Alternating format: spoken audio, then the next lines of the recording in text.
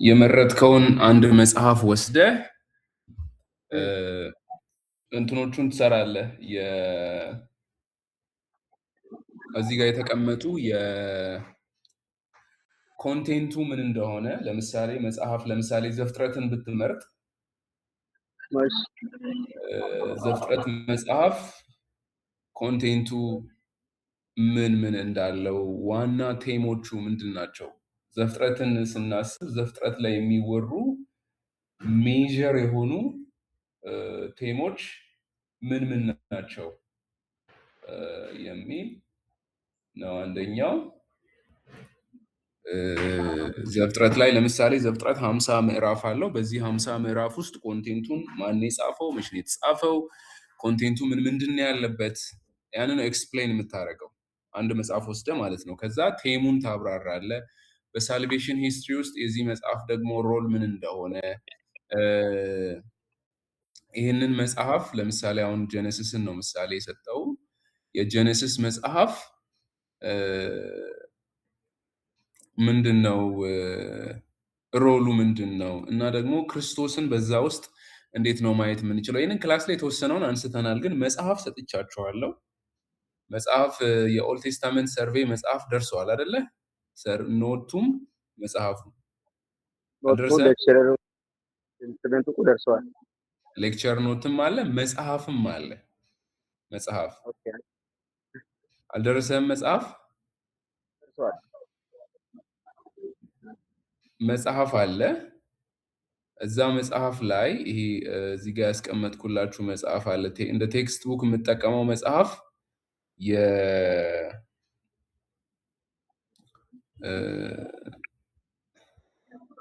እዚህ ጋር ያስቀመጥኩት ነው የመሰለኝ የአንድሪውን መጽሐፍ ኦልድ ቴስታመንት ሰርቬይ የሚል ቴሌግራም ላይ ያስቀምጨዋለሁ። ግሩፓችሁ ላይ ገብተህ እዛ ላይ ታገኘዋለህ። እዛ መጽሐፍ ላይ ስለ መጽሐፉ ኮንቴንት ሙሉ ኤክስፕላኔሽን አለ። አንድ መጽሐፍ መርጠህ ያንን ሀሳብ በራስህ አገላለጽ የመጽሐፉ ኮንቴንት ምን እንደሆነ፣ ሜጀር ቴሞቹ ምን እንደሆኑ እና ደግሞ ከሳልቬሽን አንጻር ከድህነት አንጻር ይሄ መጽሐፍ ምንድነው ያለው ሮል ወይንም ደግሞ ሳልቬሽን ሂስትሪ የምንለው የሰው ልጅ ከወደቀበት አንስቶ በክርስቶስ ኢየሱስ እስከ ዳነበት ባለው የሪደምሽን ስቶሪ ውስጥ የዚህ መጽሐፍ ፕሌስ የት ነው፣ ሮሉ ምንድን ነው የሚለውን ነው ኤክስፕሌን የምታደርግልን ማለት ነው። ኤክስፕሌን የምታደርገው ስለዚህ እንትኑ ምን ያክል ወርድ ነው ምናምን የሚለውን ይኸው እዚህ ጋር ቴሌግራም ላይ አሁን ፖስት ላድርግላችሁ። ቴሌግራም ላይ ወርድ ሊሚቱ ብዙ ጊዜ ሰፊሽንት የሚሆነው ከ1200 እስከ 1800 ቃል ነው እና የዛን መጽሐፍ ኦቨርቪው ነው የምታደርገው። ሜጀር ቴሙን፣ ቴዎሎጂካል ሜሴጁን እና በሪደምሽን ፕላን ውስጥ እንዴት ነው ክርስቶስን ፎርሻዶ የሚያደርገው። በቢብሊካል ስቶሪ ላይን ውስጥ ደግሞ ስለ ኮቨነንት አውርተናል።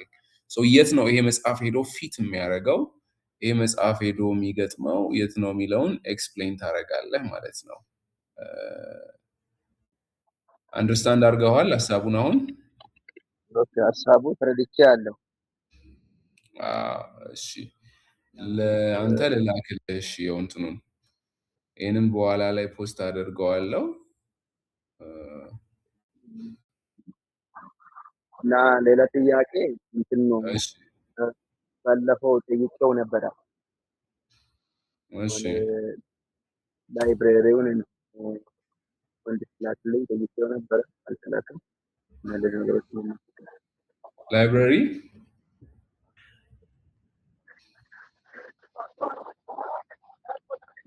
ላይብሬሪ ነው ያልከኝ? ላይብሬሪውን ጠይቄ እና አሁን በዚህ ላይ የሚጠይቀው ጥያቄ እሺ አሁን መጽሐፍን ጄኔሲስን ከመረጠን በኋላ ከጄኔሲስ አንድን ክፍል መርጫለሁ። አንድ ክፍል አይደለም የምትመርጠው፣ ሙሉ መጽሐፍ ነው። አሰራሩን ነው አሰራሩን እንትን ባለፈው እንደጠየቁት። እሺ አሁን ዲፕሎማ ስንማር ነው ከመጽሐፍ ቅዱስ አንድን ክፍል መርጠን ያንን አንድን ምዕራፍ ከቁጥር እስከዚህ ያለው አሁን ቻፕተር 12 ከሆነ ቻፕተር 12 ቨርስ 1 አፍቱ እስካለበት ድረስ እሺ እንደዛ ስንት አሁን አሰራሮች ስሰማ ከዛ ለየት ይላል። አሁን ጄኔሲስ ለየት ሙሉውን ይላል። ይሄ ምዕራፍ ሰርቬይ ኮርስ ስለሆነ ነው፣ እንደየኮርሱ ይለያያል። አሁን ስነ አፈታት ከሆነ የሰጠው ወይ ስነ አፈታት ኮርስ ላይ ቢሆን የሆነ ቻፕተር ወስደ ይሄንን ኢንተርፕሬት አድርገ ሰርተና እልሃለሁ። ይሄ ግን ሰርቬይ ኮርስ ነው፣ ኦቨርቪው ነው የሚሰራው። አሁን ከዘፍጥረት እስከ ዘዳግም ያለውን አንዱን ነው መርጠን የምንሰራው። አይ አይደለም፣ ከዘፍጥረት ጀምሮ እስከ ትንቢተ ሚልክያስ ካሉት የኦልድ ቴስታመንት መጽሐፍት የወደድከውን አንዱን ከፈለክ መጽሐፈ ሩት ላይ መስራት ትችላለህ፣ ከፈለክ ነገሥት ላይ መስራት ትችላለህ። አንዱን የብሉይ ኪዳን መጽሐፍ ወስደህ እሱ ላይ ነው የምትሰራው አግኝተኸኝ ከሆነ።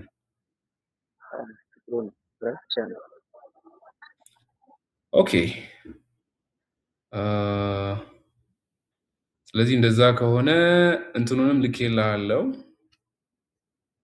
ተማሪዎቹ እስካሁን ድረስ ሊገቡ አልቻሉም። ኦልሬዲ ግን አይተዋል።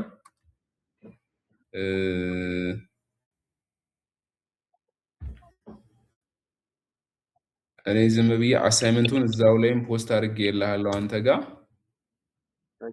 ለአንተ ልኬልሃለሁ። ወደ ግሩፑም ላይ ደግሞ ፖስት ላድርገውና ትላንት የጀመርነውን እንጨርስ። ከዛ በኋላ እንግዲህ ገቡ አልገቡ እኛ ባለው ተማሪ እንቀጥላለን።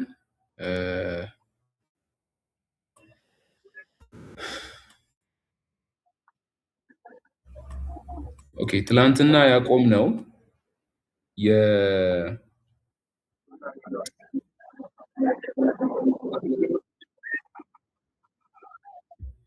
ዘፍጥረት መጽሐፍን እያየን የተወሰኑ ክፍሎችን ለመዳሰስ ሞክረን ነው ያቆምነው ይመስለኛል። እዚህ አካባቢ ላይ ነው ያቆምነው። ስለ ያዕቆብ፣ ስለ ሮቤል፣ ስለ 12ቱ የእስራኤል ነገዶች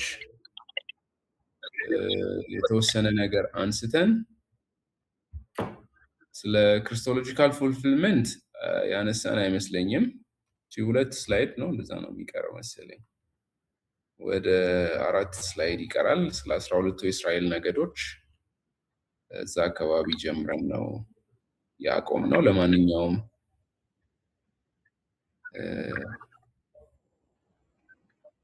ጸልይና እስቲ እንጀምር። ጸልይ። ኦኬ እኔ የማይመቸኝ ቦታ ነው። እሺ በቃ ችግር የለውም። ሚዩት ላድርግህና እንጸልይ። እሺ እንጸልይ። እግዚአብሔር የዘላለም አባት ሆይ ስለዚህ ሰዓት እና ስለዚህ ጊዜ ደግሞ እጅግ አድርገን እናመሰግንሃለን። አሁን የምናየውን ይህንን ክፍል ደግሞ እግዚአብሔር ሆይ በመንፈስህ ኃይል እንድታበራልን፣ ጸጋህ እንዲረዳን፣ አቅም እንዲሆንን እንጸልያለን። አቤቱ ጌታ እግዚአብሔር ሆይ በእነዚህ ሰዓቶች ደግሞ ፍሩትፉል መሆን እንድንችል፣ ፍሬያማ መሆን እንድንችል ከቨር ማድረግ የሚጠበቅብንን ነገሮች ከቨር አድርገን እግዚአብሔር ሆይ ወደፊት መቀጠል እንድንችል እንድትረዳን ጸጋህ እንዲያግዘን እንጸልያለን። ስለ ሁሉ ስምህ ለዘላለም የተባረከ ይሁን። ማደሪያ ለዘላለም ከፍ ይበል። እናመሰግንሃለን በጌታ በኢየሱስ ስም አሜን። እሺ እነዚህን የ12ቱን የያዕቆብን ልጆች እነ ሮቤል፣ እነ ስምዖን፣ ሌዊ፣ እነ ይሁዳ እዚህ ጋር ነው ትናንትና ፕሬዘንቴሽኑን ያቆምነው። ሰዓት ስላልበቃን እዚህ ጋር ደርሰን ነው እንትን ያልነው። ለማስታወስ ያክል የተወሰነውን ሀሳብ the continuity of the promise of God, the covenant of God through the patriarchs.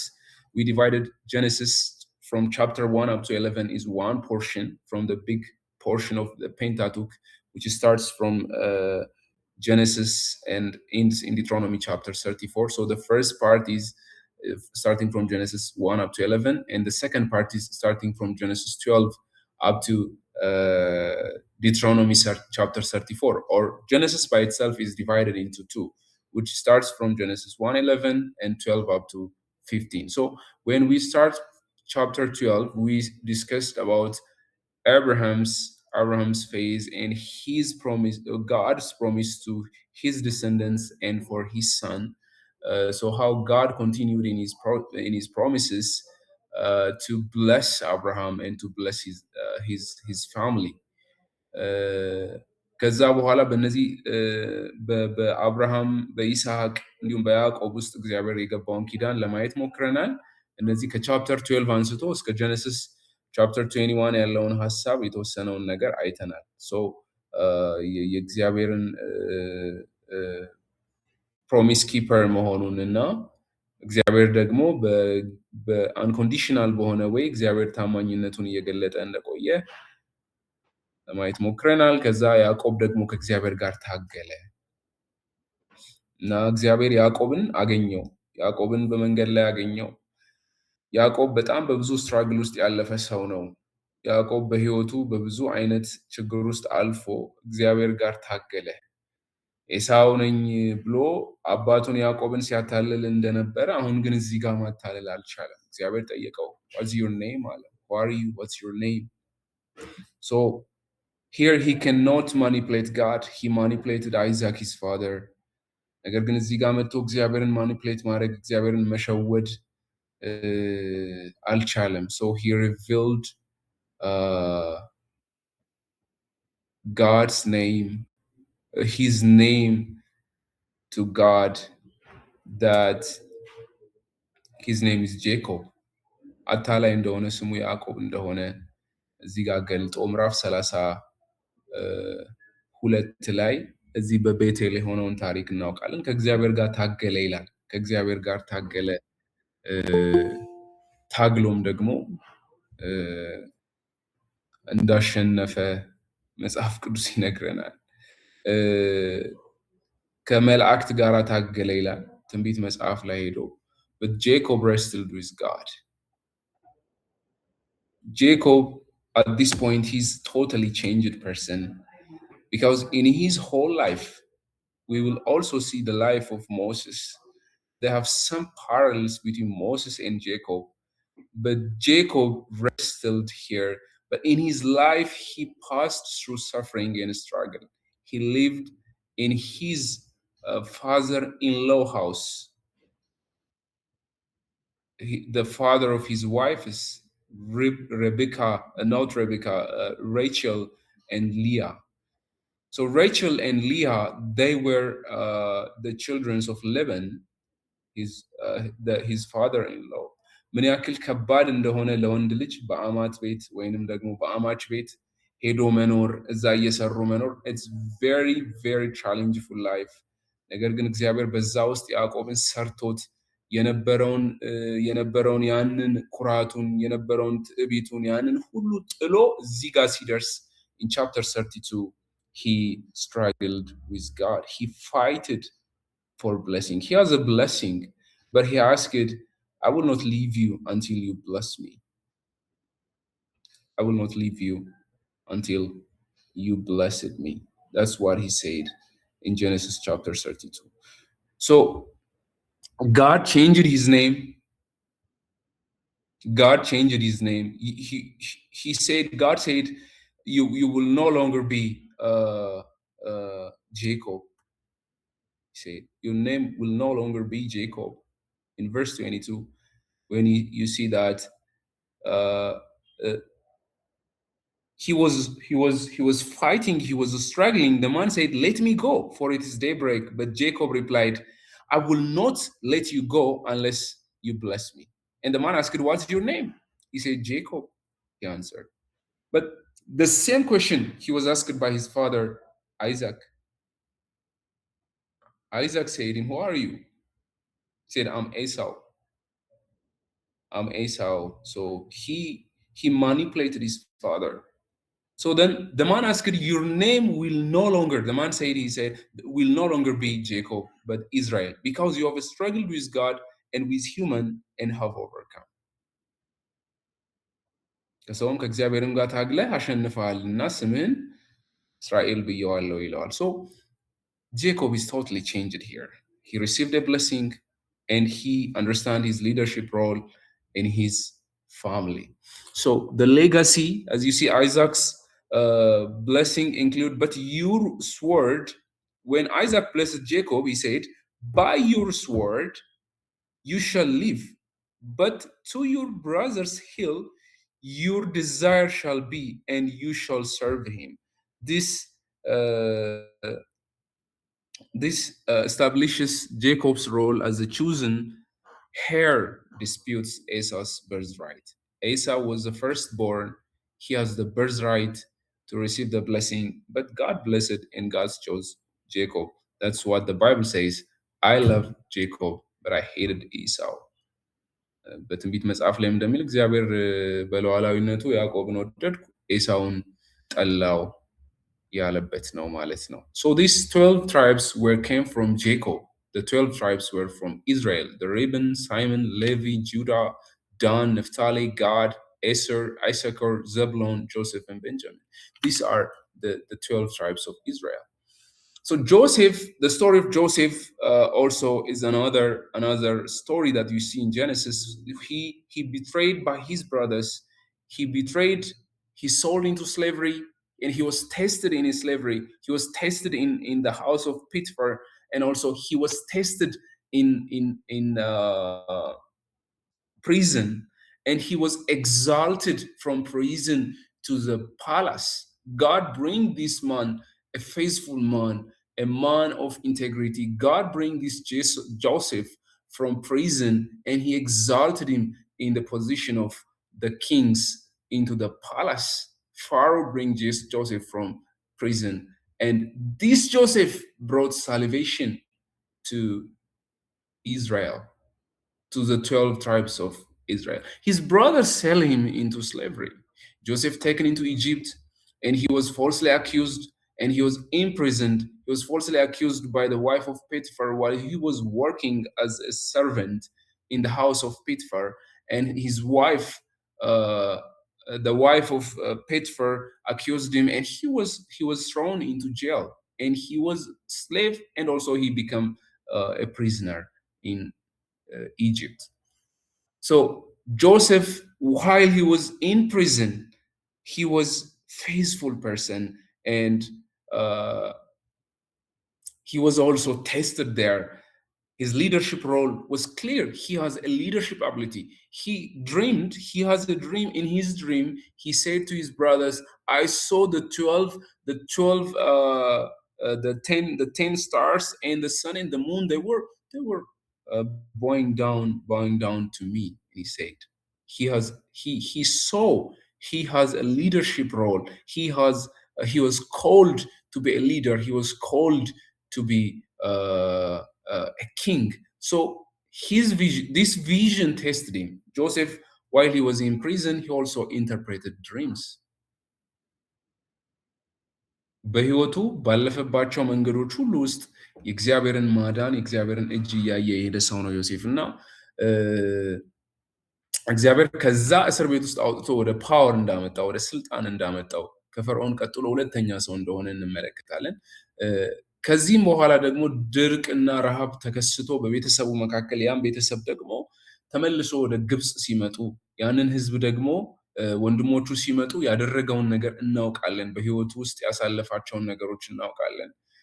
ከወንድሞቹ ጋር ደግሞ ሪኮንሲሌሽን እንዴት እንዳደረገና የጊሶንን ወይም ጎሸንን እግዚአብሔርን ዮሴፍ ያንን ስፍራ ሴትል እንዲያደርጉ እንደሰጣቸው ከፈርዖን ጋር ተጠይቆ እንደወሰዱት ያንን ክፍል እናውቃለን። መተው ስለዚህ በግብጽ እንደሰፈሩ ነው በዚህ መጽሐፍ ላይ የምናገኘው። So Joseph is a type of Christ. He's a type of Christ. His betrayal, his slavery, his testing, his exaltation, and his salvation is the type of Christ. Joseph is a suffering servant. Even he was sold and betrayed by his brothers, his own brothers. Jesus is betrayed by his own disciple. Judas betrayed Jesus, and he suffered unjustly, but he is exalted to rule. So the providence over suffering, God works through hardship. God works through hardship for our good. for our good. So God is working to deliver his people, to save his people from suffering. But throughout this suffering, እግዚአብሔር በዮሴፍ መከራ ውስጥ እግዚአብሔር ህዝቡን እንዳዳነ ዮሴፍንም እንዳዳነ ቤተሰቦችንም እንዳዳነ መመልከት እንችላለን ማለት ነው። ዮሴፍ በምን እስቲ ከኢየሱስ ክርስቶስ ጋር ይመሳሰላል ብላችሁ ታስባላችሁ? አሁን እርግጥ is the type of Christ ዮሴፍ is the type of Christ ግን እስቲ ምን ነገሮች አሉ እስቲ ኢየሱስ ክርስቶስን ሊያሳየን የሚችል ኢየሱስን ፓራሌል አድርገን በዮሴፍ ህይወት ውስጥ እንድናይ የሚያደርገን አንድ ቢትራይልን አንስቻለሁ እና ደግሞ መሸጡን አንስቻለሁ። ግን እስቲ ሌሎች ምን አይነት ነገሮች አሉ ኢየሱስ ክርስቶስን በዮሴፍ ህይወት ውስጥ የምናይበት? እናንተ ከዚህ የምታዩት ሐሳብ ካለ ከናንተ ልስማ። እንዳሻውና ምስጋና አላችሁ። So can you tell me what you see in the life of Joseph? The typology of Christ. እንዳሻው ኦኬ ከዮሴፍ ህይወት ውስጥ እንግዲህ ታማኝነቱን is faithfully ፌስቡክ መሆኑ ቴንክ ዩ። እሺ እሱን እንትኑ አንዳንድ ጊዜ በነፃነት ጊዜ የሚታዩ ታማኝነትና ግን ታማኝነት በሚፈተኑበት ጊዜ ታማኝ ሆኖ መገኘት ሁለቱም የተለያዩ ነገሮች ናቸው። ያ ቴንክ ዩ። አሁን ጆሴፍ ምንድነው በጣም ታማኝነቱ በሚፈተንበት ቦታዎች ላይ ያው በጣም strongly he was tested but until the last time ታማኝነቱን ይዞ እንደቀጠለ ለእግዚአብሔርም ለማንም ታማኝ እንደነበረ ደግሞ በዚህ ዘመን ላይ ይሄ የክርስቶስ ተምሳሌትም ነው። አንድ ቅድም እንዳልከው ደግሞ የመሪዎች እንትን ነው የመሪ እንትን ነው የአገልጋይ ቢሄቨር ነው። ሶ ከማንም እንደዛ አይነት ነገሮች ከኔ ከእንዳሻው አሁን ከሌላ ሰው አይደለም እኔ ከማስተምራቸው ልጆች ምናምን አይደለም ግን ከኔ ከእንዳሻው ያ እንደሚፈለግ በጣም ያሰብኩ ነኝና በጣም ደስ ይላል። ቴንክ ዩ። የዮሴፍ ህይወት ታማኝነት ደግሞ የተፈተነ ታማኝነት ነው። አንተ እንዳነሳው ኢየሱስ ክርስቶስ በነገር ሁሉ እንደኛ ተፈትኗልና ይልና ተፈትኖ ግን ታማኝነቱን አስመስክሯል ኢየሱስ ክርስቶስ። ስለዚህ በዛ የኢየሱስን ህይወት ፓራሌል ያደርግልናል ዮሴፍ። በሱ ህይወት ውስጥ is a type of Christ የምንልበት አንዱ ሪዝን እሱ ነው። በጣም ብዙ ስትሮንግ የሆኑ ኤቪደንሶች አሉ። እሱ በ30 ዲናር በ20 እንትን ነው የተሸጠው፣ በ20 ብር ነው የተሸጠው። ኢየሱስ ክርስቶስ ግን በ30 ብር ነው ወስደው የሸጡት። እርግጥ በገንዘብ ነው የተሸጡት ሁለቱም መከራ አይተዋል። ሁለቱም የተሸጡት ደግሞ የቅርቤ በሚሉት ሰው ነው የተካዱት። የቅርቤ በሚሉት ቤተሰቤ ነው ብለው ባመኑት ሰው ነው የተሸጡት። እና አሁን እንዳነሳው ደግሞ ታማኝነት የተፈተነ ታማኝነት በሁለቱም ህይወት ውስጥ በኢየሱስም ህይወት በዮሴፍም ህይወት ላይ አለ። ምናልባት ምስጋና የምትጨምርልን አለ ሌላ በዮሴፍ ህይወት ውስጥ የምታየው ኢየሱስ ክርስቶስን የሚያሳይ ወይም ታይፕ የሆነ ነገር?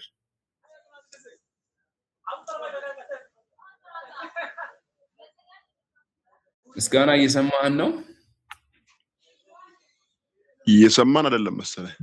እየሰማ አይደለም። ምናልባት ኤፍሬም የምትለን ነገር አለ እዚህ ላይ የዮሴፍን ህይወት በሚመለከት በጣም ብዙ ነገሮችን ማውጣት እንችላለን ተረጋግተን ካየን። ኤፍሬም ድምጽ አውጥቷል አሁን። ኦኬ እኔ ዘመብዬ ማለት እያዳመጥኳችሁ ነው። ግን ከዮሴፍ ጋር በተገናኘ ግን በጣም እኔ እንደውም በጣም ገና እየበራልኝ ነው። የሚገርም ግንኙነት አለው ዮሴፍ። ብዙ መከራ ነው። አሁን ቀደም እንዳለ ወንድሜ ታማኝነቱ በጣም በምቹ በሆኑ ኢንቫይሮንመንቶች ነው የተፈተነው። ማንም ሊያየው በማይችልበት ነገሮችን እግዚአብሔር ያያል ብቻ ነው። በቃ ለሱ ማንም የሚያየው በሌለበት እግዚአብሔር ግን ያያል የሚል አቋሙ፣ ሲቀጥል ደግሞ ታማኝነቱ አሁን ወንድሜ እንዳለው ማለት ነው እና የደረሰበት መከራ ወንድሞቼ የደረሰበት መከራ በወገኖቼ የደረሰበት መከራ እናንተ እንዳላችሁት ነውና ኢየሱስን እንደዚህ እኔ በዮሴፍ አላየሁትም። ብቻ ድንቅ ትምህርት እየተማርኩ ነው። አመሰግናለሁ። ቴንክ ዩ። ቤትም ይሰማል? እሺ ምስጋና። እሺ ቀጥል። ጋር አንደኛ በህይወት ላይ ትህትና አለው። ሌላ ከኢየሱስ ህይወት ጋር ኢየሱስ እና በዚህ ምድር ላይ ስለኛ ብሎ መከራ ተቀብሎ በትህትና ነው አሳልፈው እና ከዮሴፍ ህይወት በጣም ትልቅ የምንማረው ትዕግስት ያ ሁሉ መከራ ሲደርስ ያለፈው እና ታግሶ ያየውን ህልም የዛ የህልሙ ባለቤት እንደሆነ ኢየሱስ አሁን በትልቅ ትዕግስት ነው ዓለምን ለማዳን ራሱን አሳልፎ ሰጠው። ያ ቴንክ ዩ እና ዮሴፍን በመነሻ ያየውን ለመድረስ ትዕግስት እንዳለ ሌላ መጨረሻኛው ላይ ምንድነው የሆነ ጌታችን ኢየሱስ ከመዛሙርቱን ሲጠራው ኑ ካሏቸው በኋላ ህይወትን ትዕግስትን ህይወትን ቅድስት ብርትንግ ኑና እዩ ነው አላቸው።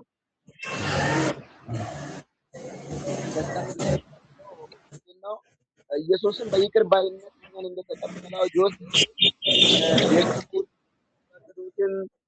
ያንን ኃይል ግፍ ያደረሱትን ወንድሞችን በመጨረሻ ኢንዲፖንት ላይ በይቅር ባይነት እንደተቀበለ ነው እኔ የምረዳው ከመጽሐፍ ቅዱስ።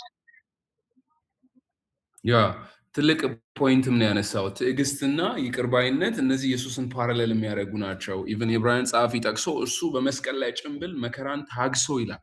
ታግሶ ጴጥሮስም ይለናል ታግሶ እንዳዳነን ትዕግስት በዮሴፍ ህይወት ውስጥም አይተናል። ይቅርታን ሪኮንሲሌሽንን ኢየሱስ ክርስቶስ ኢቭን መስቀል ላይ ሆኖ የሚያደርጉትን አያውቁም ይቅር በላቸው ብሎ እስኪማልድ ድረስ የሆነበት ነውና ዮሴፍ አሁን ምስጋና እንዳነሳኸው በይቅርታው ሪኮንሲሌሽንን እሱ ያስታረቀው ይቅርታን ያመጣው ከራሱ ጋር አስታረቀን ይላል። ዮሴፍ ከራሱ ጋር አስታረቃቸው። እኔ በእኔ ክፉ አስባቸው አድርጋቸዋል፣ ይህንን አስባቸውናል፣ እግዚአብሔር ግን ነገሮችን ለበጎ ለውጧል ብሎ ለማዳን ሆኗል፣ ለድነት ሆኗል፣ ለእናንተም ድነት ሆኗል ብሎ ሪኮንሲሌሽንን አሳይቶናል። ቴንክ ዩ። እነዚህ ሁለት ፖይንቶች በዮሴፍ ህይወት ውስጥ ጎልተው ኢየሱስን የሚያሳዩ ናቸው። ሌሎች ፖይንቶችንም ማየት ትችላላችሁ። ሌላም ምናልባት እንደው ምስጋና ይሄ የባሪያን እንትን መልበሱ ማለት ባሪያ መሆኑ ምናልባት ኢየሱስ ክርስቶስ የባሪያን መልክ ነው የለበሰው፣ እሱ ደግሞ ባሪያ ሆኖ የኢየሱስን ህይወት ሊገልጥ ይችላል የሚል ነገር አለ። ያ ቴንክ ዩ። ስሌቨሪ ራሱ አሁን ኢየሱስ ክርስቶስ የፊልጵስዩስ መጽሐፍ ላይ የሚለው እርሱ በአምላክ መልክ ሲኖር ሳለ መተካከልን መቀማት እንደሚገባ ነገር አልቆጠረም ብሎ የባሪያን መልክ ያዘ ነው የሚለው፣ በምስሉም እንደ ሰው ተገኘ ነው የሚለው እና ቴንክ ዩ። ዮሴፍም በባርነት ተሸጠ፣ ግን እግዚአብሔር ወደ ክብር አውጥቶታል። እዛም ፊልጵስዩስ ላይ ሲናገር እግዚአብሔር ያለ ልክ ከፍ ከፍ አደረገው፣ ከስምም ሁሉ በላይ የሆነ ስምን ሰጠው ይላል። ኤግዛልት አደረገው፣ እግዚአብሔር ከፍ ከፍ አደረገው ነው የሚለው እና ዮሴፍንም እንደዛው ነው ከፍ ከፍ አደረገው። ያ እኛን ለማዳን የሄደበትን ወይ ነው በደንብ አድርጎ የሚያሳየን የዚህ የዮሴፍ ታሪክ ከነበረበት ከክህደት ወደ ውርደት ወይም ስሌቨሪ፣ ከዛ ያም ኢየሱስ ክርስቶስ የሄደበት ነው ሰውነቱን አምላክነቱን ትቶ ሰው የሆነበት በምስሉም እንደ ሰው የተገኘበት ሂደት። ብዙ ነገሮችን ከዚህ ውስጥ ማውጣት ትችላላችሁ። በጣም ብዙ ኢንሳይቶችን ነው እዚህ ጋር ያሳያችሁኝ። ታይፕ ናቸው። ኦልድ ቴስታመንት ላይ ያሉ ሰዎች በሙሉ የክርስቶስ ኢየሱስ አንቲታይፕ ናቸው። ጌታን ሊያሳዩን የሚችሉ ሰዎች ናቸው። በዮሴፍ ነው እርግጥ የተነጋገርነው። ምናልባት ያዕቆብንም በእንደዛ ወይ ማየት እንችላለን። በያዕቆብም ህይወት ላይ በተመሳሳይ ወይ ታይማችንን ለመጠቀም ሜጀር ቴሞችን እኔና የተወሰኑ ክፍሎችን ፖርሽኖችን ከቨር ለማድረግ እንሞክራለን። ሶ ጀነሲስ presents a foundational theological concept that shapes biblical narrative and the Christian understanding of God's relationship with humanity. So in Genesis, there are major themes that we can see, as I said earlier in our lecture. There is a major theme of sin and consequence, its consequence, and also there's a major theme of monotheism, that God is only God, that we can worship him. And also we see the major theme about covenant and election. Covenant and election. So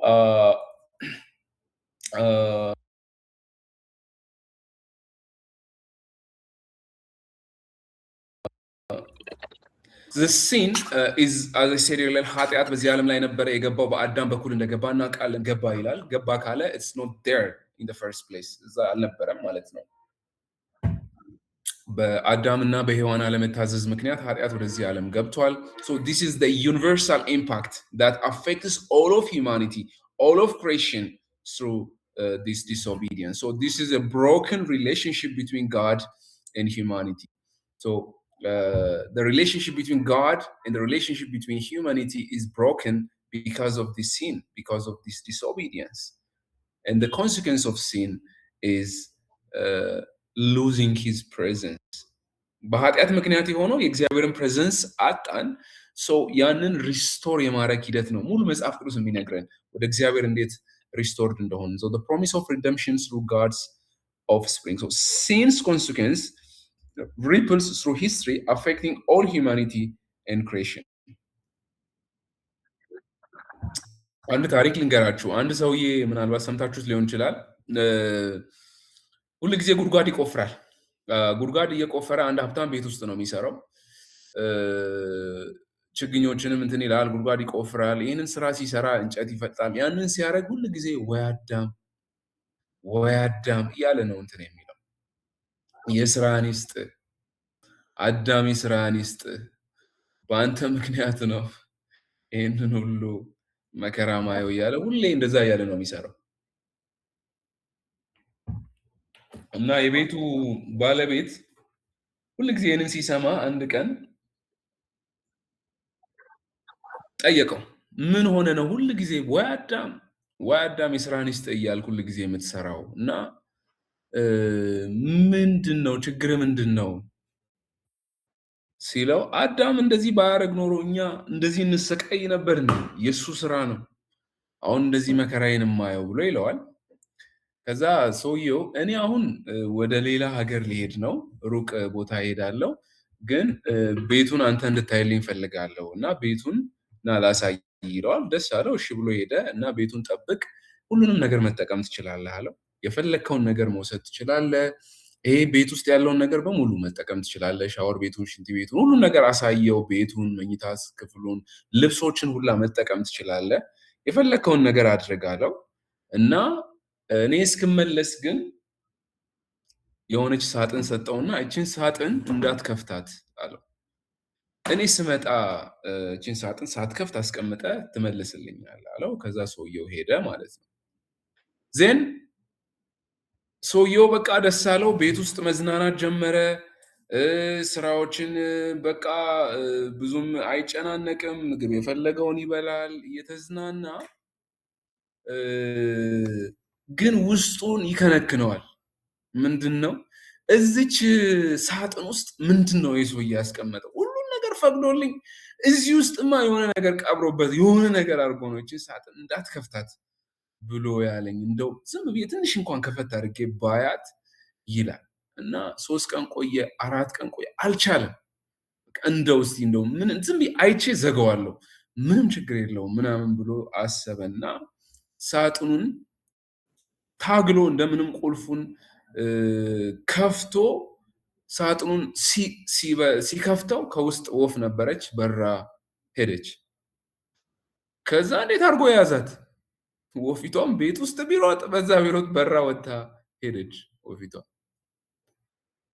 ከዛ በቃ ጨነቀው ሰውየው የሚመጣበት ቀን ደረሰ ጥሎ እንዳይሄድ እንዳይደበቅ ኦሬዲ ቤቱን ኃላፊነት ሰጥቶታል ከዛ በኋላ መጣ ሰውየው በጣም በፍርሃት ውስጥ በመሸማቀቅ ውስጥ ሆነ እንዴት ነው ሁሉን ነገር በስነ ስርዓት ያስክ ምናምን ብሎ ካየ በኋላ ሳጥኗን አምጣል በጣም ይቅርታ አድርግልኝ በጣም አሳፋሪ ስራ ሰርቻለሁ ሳጥኗን ካላየው ብዬ ስከፍት ሳጥኗ ውስጥ የነበረች ወፍ በራ ሄዳለች አለውና ሰውየው እንደዚህ ያለው ከዚህ በኋላ ወይ አዳም እያልክ እንዳትቆፍር አለው ከዚህ በኋላ ወይ እኔ እያልክ ነው መቆፈር ያለብህ ምክንያቱም አዳም ቦታ ላይ አንተ ራስህ ነበርክ ራስህን በልተሃል ዛፉን ስለዚህ አዳም ላይ ብቻ እንትን እያረክ አታማር ብሎታል ይባላልና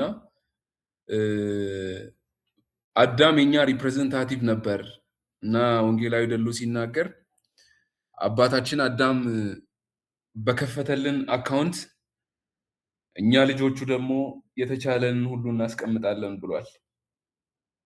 ስለዚህ ሁሉ ኃጢአትን ሰርተዋል ነው ያለው ሐዋርያው ጳውሎስ ሲናገር፣ እግዚአብሔርም ክብር ጎሏቸዋል። ሲን ይዞት የመጣው ኮንሲኩዌንስ ይሄ ነው። ውድቀትን ይዞ መጥቷል። ነገር ግን በአንዱ ሰው መተላለፍ ሁላችንም ውድቀት ውስጥ ገብተናል። ሞት ወደ ሰው ልጆች ሁሉ ደርሷል ይላል እና የኛም ድርሻ አለ።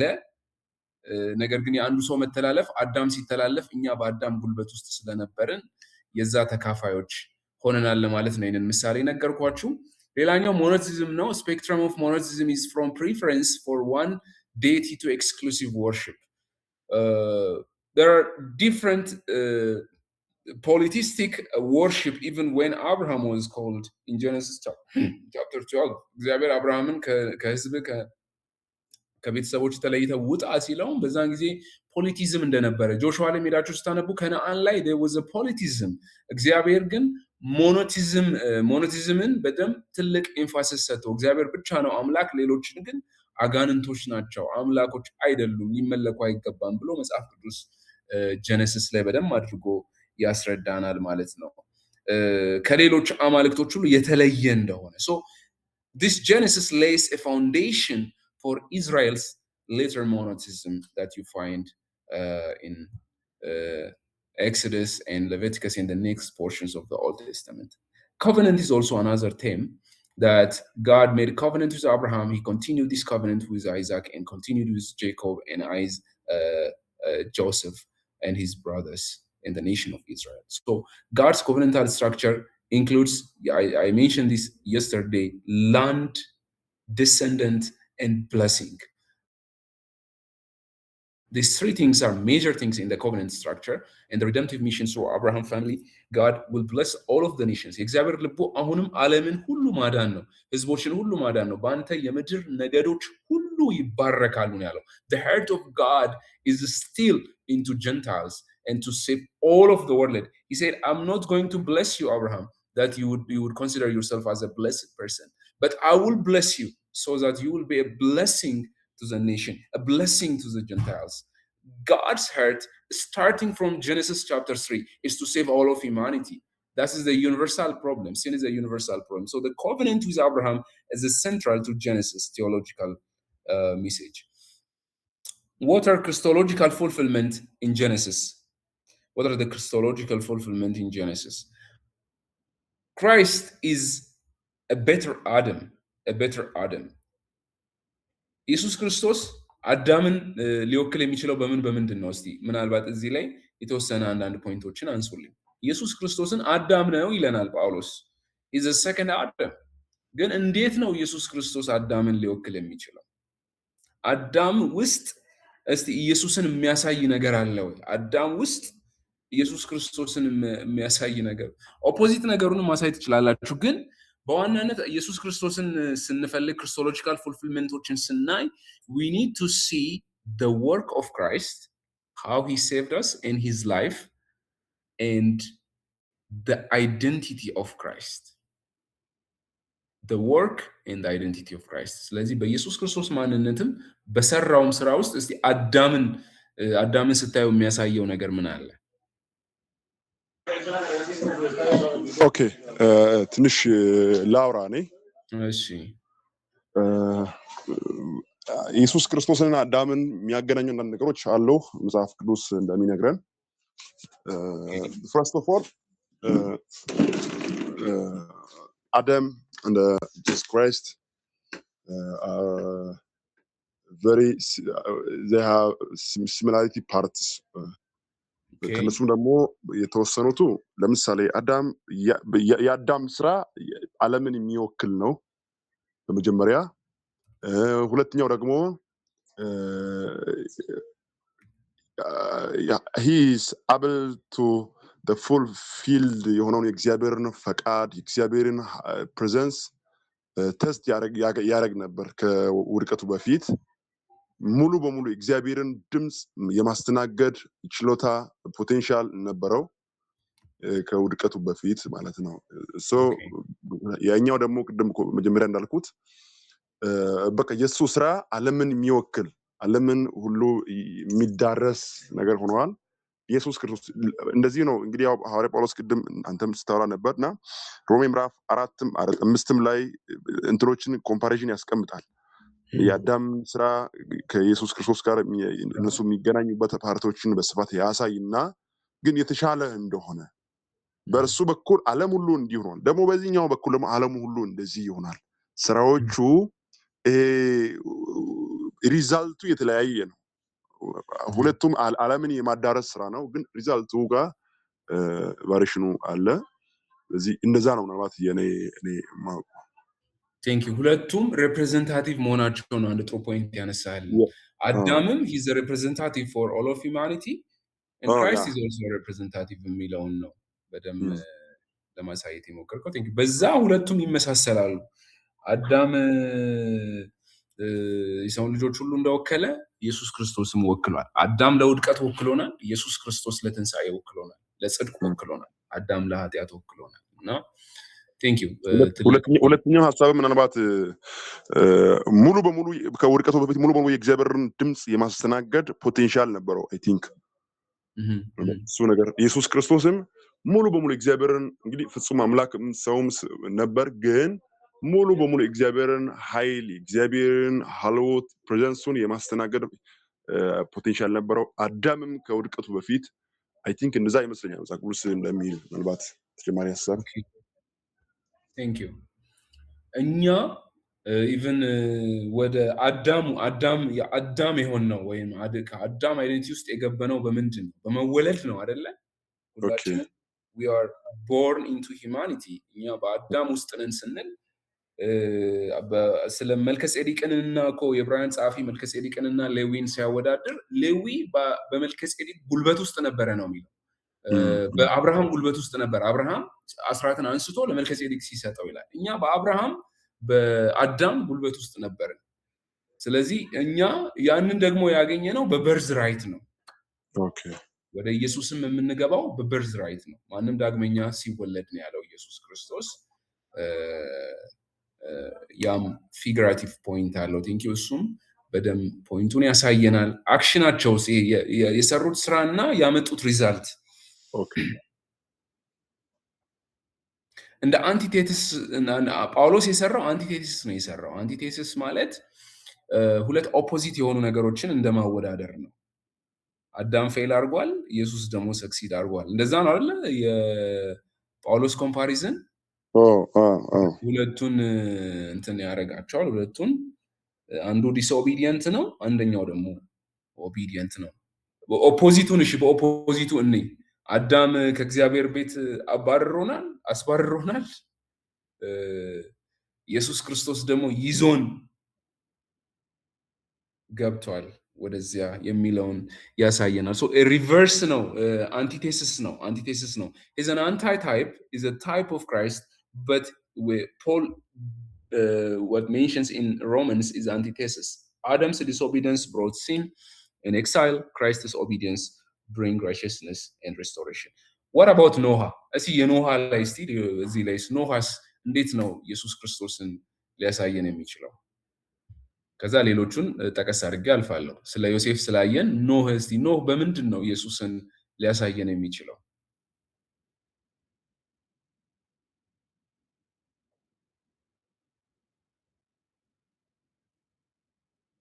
እሺ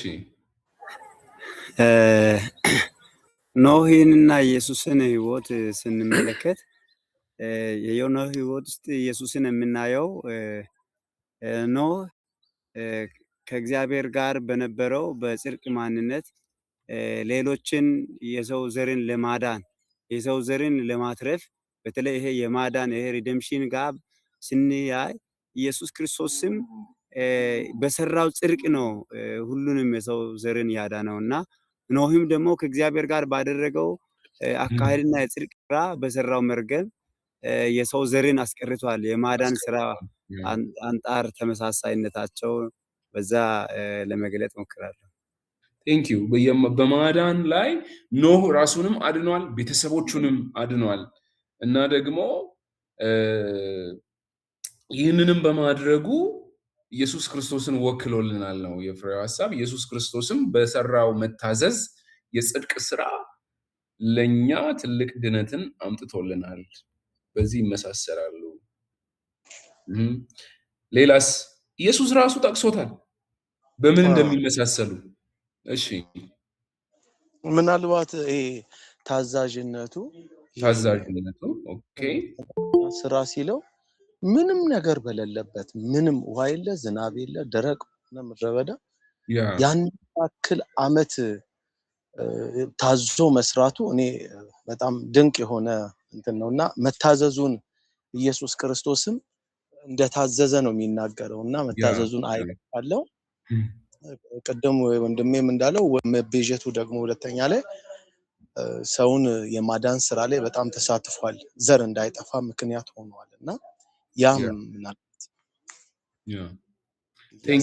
ታዛዥነቱ ራሱ አንድ ትልቅ የክርስቶስ ኢየሱስን የሚያሳይ ካራክተር ነው የሚል ፖይንት ነው። it's a very great point that you raised. ኖህና ኢየሱስ ክርስቶስ በዚህ ፓራሌል ናቸው። ኖህ ታዟል። ታዞም በእምነት ነው የታዘዘው፣ ምንም በሌለበት ነው የታዘዘው። ኢየሱስ ክርስቶስም በእምነት ታዞ አባቱን ታዞ ነው የሚለው መጽሐፍ ቅዱስ የሚነግረን ታዛዥ እንደነበረ። ያንን የእግዚአብሔር ፈቃድ ይሁን የኔ ፈቃድ ሳይሆን ያንተ ፈቃድ ይሁን ብሎ ለእግዚአብሔር ራሱን አሳልፎ ሰጥቶ በመታዘዙም ደግሞ ለኛ ድነትን አምጥቷል የሚል ነው።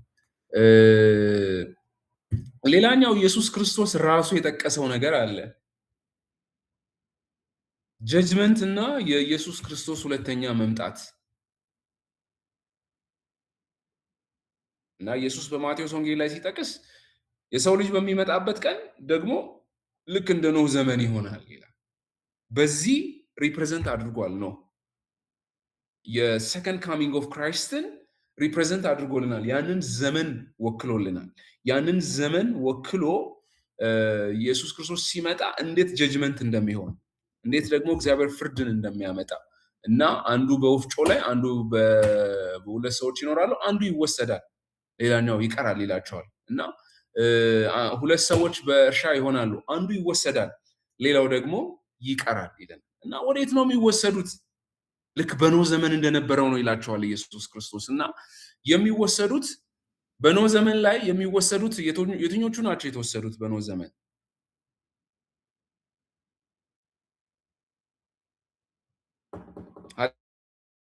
ኃጢአተኞቹ ናቸው? ጻድቃን ናቸው የተወሰዱት?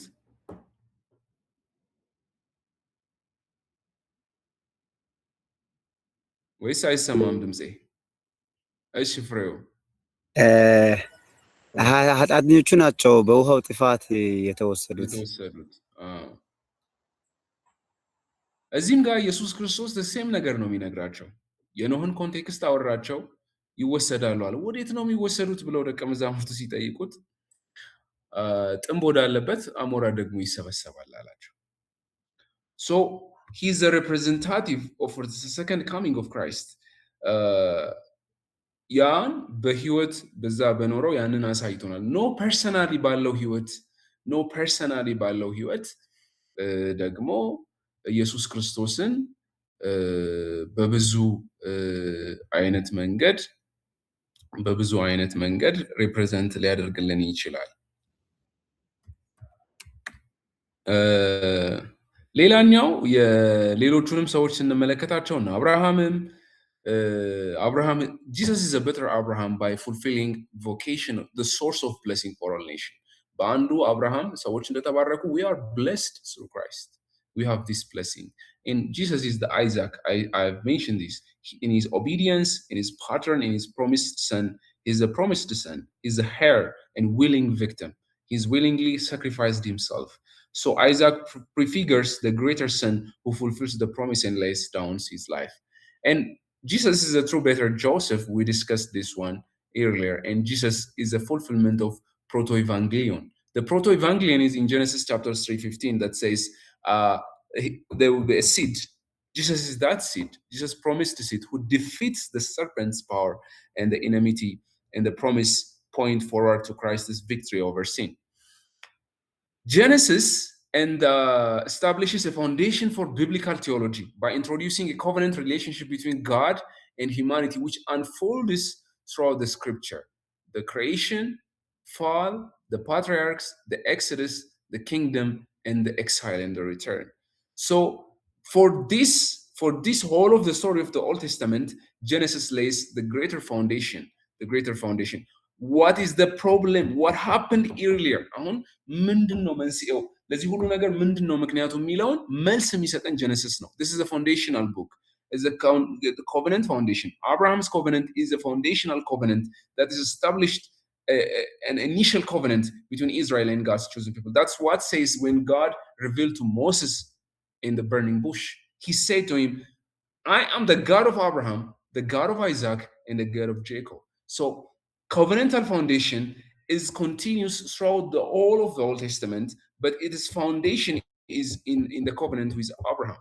Covenant with Noah extends to all of humanity, The priestly appointment that established a sacred leadership that you see. Noah was a priest and Adam was a priest.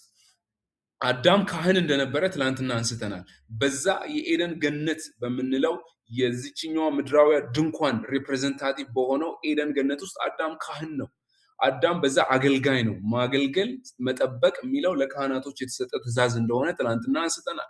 ተመሳሳይ ነው። ኖህም እንደዛ ነው። ኖህ አዳምን ፓራሌል ያደረገ ሰው ነው። አዳም የሰው ልጆች ሁሉ ሪፕሬዘንታቲቭ ሆኗል። ከዛ በኋላ አዳም ፍጥረት ተጀምሮ ከተፈጠረ በኋላ መጣ። ከዛ በኋላ የነበረ የፍጥረት ሪፕሬዘንታቲቭ ነው። ከዛ በኋላ ያ ፍጥረት ደግሞ ጠፋ። እግዚአብሔር አዲስ ፍጥረትን አስቀጠለ። በኖህ በኩል ነው ያስቀጠለው። ስለዚህ ኖህ ደግሞ አዲሱ ካህን ነው በዛ ውስጥ። ከዛ በኋላ እግዚአብሔር ሰርቭ አድርግ እኔን አገልግል ብሎ ሾመው። ከዛ በኋላ at the same time ልክ አዳም እንደወደቀው ኖህ ደግሞ ይወድቃል። ወይም ተከለ ይላል፣ ወይንም ተክሎ ጠጣ፣ ሰክሮም ወደቀ፣ እርቃኑንም ሆነ ይላል። አዳምም ያንን ፍሬ በላ፣ እርቃኑን ሆነ፣ ራቁቱን ሆነ። ያንኑ ፓተርን ነው ኖህ የደገመው። ከዛ በኋላ ወድቆ ከኤደን ገነት ከእግዚአብሔር ፕሬዘንስ ውስጥ ነው የተባረረው። ልክ እንደዛው the same thing happen ያደርጋል። ኖህ ደግሞ ከእግዚአብሔር ፕሬዘንስ ይወድቃል። እርቃኑን ሆኖ ሰክሮ በድንኳን ውስጥ ተኝቶ ወድቆ ነበር ይላል። ልጁም መጥቶ ካም አየው እና ተነስቶ የካምን ሞኝነት አንስቶ ካም አይቶ እሱ ሳቀ ነው ሄዶ ለወንድሞቹ ነገረ። ወንድሞቹ ሴምና ያፌት ግን መጥተው አለበሱት ነው የሚለው። እዛ ጋር ሄዳችሁ ስታነቡ የሴም አምላክ እግዚአብሔር ይባረክ ብሎ ኖህ እግዚአብሔርን ያመሰግናል። ነገር ግን ካምን ይረግመዋል። ስለዚህ መጽሐፍ ቅዱስ ከዛ ጀምሮ ፓተርንን ያስቀምጣል። ከቃየንም ጀምሮ ፓተርንን ያለው እግዚአብሔር የሚነግረን ምንድን ነው? ጠቢባን ክብርን ይወርሳሉ፣ ሞኞችን ግን ውርደት ያገኛቸዋል ይላል። ምሳሌ መጽሐፍ ላይ ነው ይሄ ሐሳብ ያለው። ጠቢብ የነበረው ሴም፣ ጠቢብ የነበረው ያፌት በእግዚአብሔር ጥበብ የአባታቸውን ስህተት ሸፈኑ። የአባታቸውን እርቃን ሄደው ሸፈኑ፣ አለበሱት። የእግዚአብሔር ግሬስ ነው ያ። የእግዚአብሔር ጥበብ ነው፣ የእግዚአብሔር ዊዝደም ነው። ነገር ግን ካም በሞኝነቱ ተረገመ።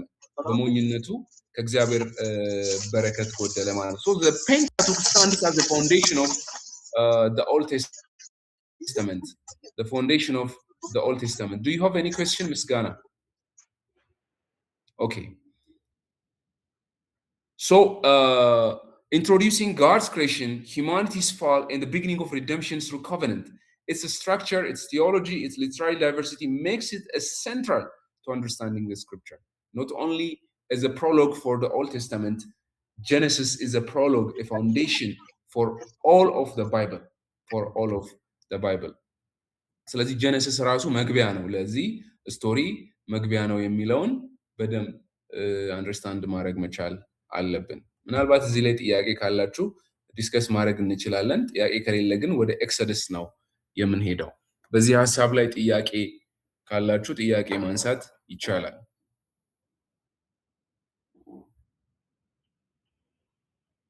Okay, I think your silence tells me that you have no question. By the way, ጥያቄ ይዛችሁ ስትመጡ ዲስከሽኖች ሲኖሩ ነው በደም አንደርስታንድ የምንደራረገው። እኔም አንደርስታንድ አደርጋለሁ እናንተም ያላችሁበትን እንትን፣ እናንተም ደግሞ በደም ሐሳቡ የሚገባችሁ ጥያቄዎች ሲነሱ ዲስከሽኖች ሲኖሩ ነው። እንደዛ አይነት ጥያቄዎች ካሏችሁ ያስቆማችሁ መጠየቅ ትችላላችሁ። but we can continue on Exodus. I will try to cover some of the portions. Maybe if I will try to, by going so fast, I will try to cover the whole of part. Book of Exodus, I have mentioned yesterday, in all of humanity, not only in the Bible, in all of humanity, there are two deliverances, two great redemptions. The first great redemption, the biggest redemption that you see in all of the history of humanity is the redemption that Christ bring for all of humanity, delivering out the slavery of sin and death, the power of sin and death. That's what Christ did. And the second most important deliverance that you should have studied, you should know and examine and study, is the deliverance or the redemption of the nation of Israel. The nation of Israel out of slavery from Egypt. Out of slavery from Egypt.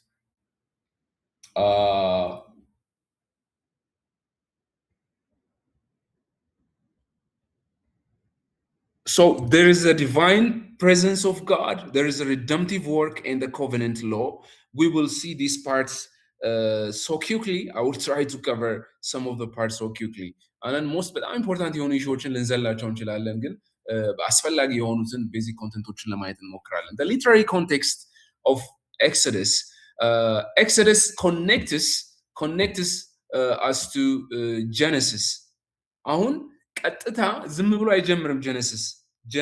ኤክሶደስ የሚጀምርልን ጀነሲስ ካለቀበት ካቆመበት ነው የሚቀጥልልን። ጀነሲስ ሲያልቅ ጀነሲስ ቻፕተር 50 ላይ ሄዳችሁ ስታነቡ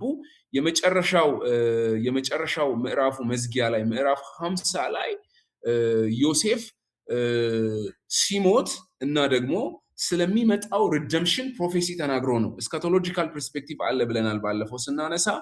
So Joseph died at the age of 110, and after they embalmed him, and he was placed in the coffin in Egypt.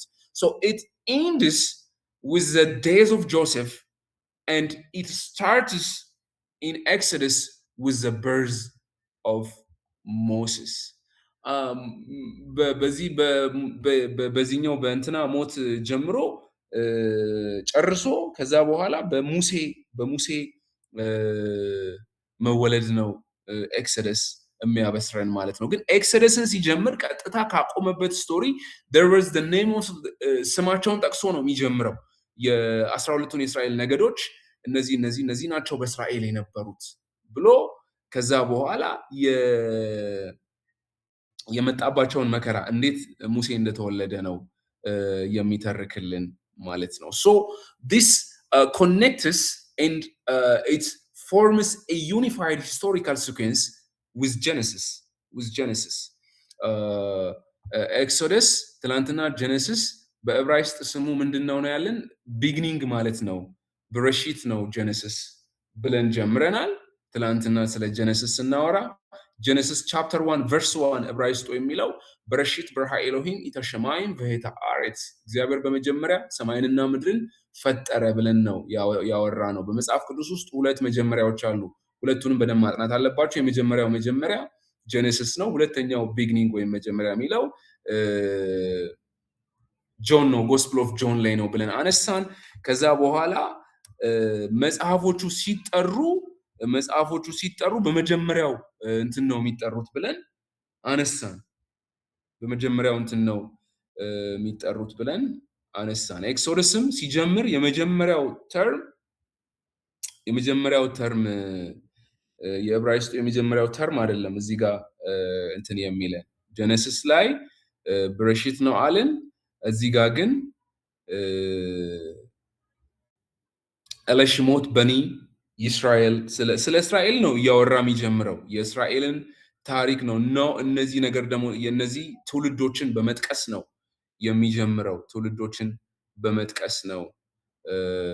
የሚጀምረው። እንደዛኛው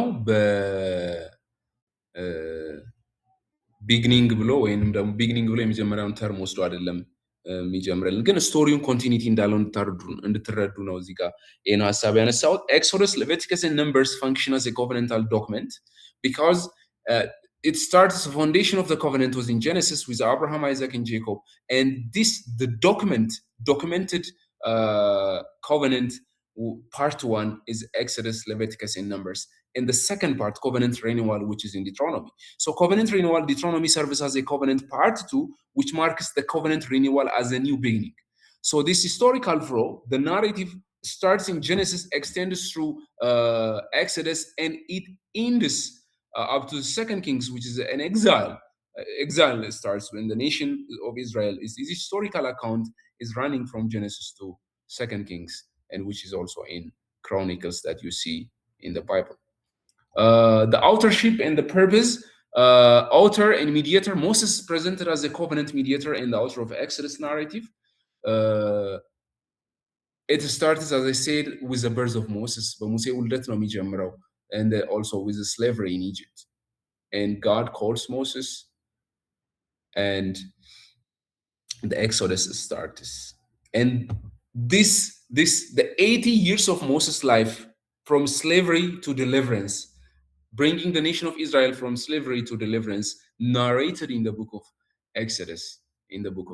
The narrative spans approximately 80 years of Moses' life. So Exodus የ80 ዓመት ታሪክ ነው ማለት ነው። እስከ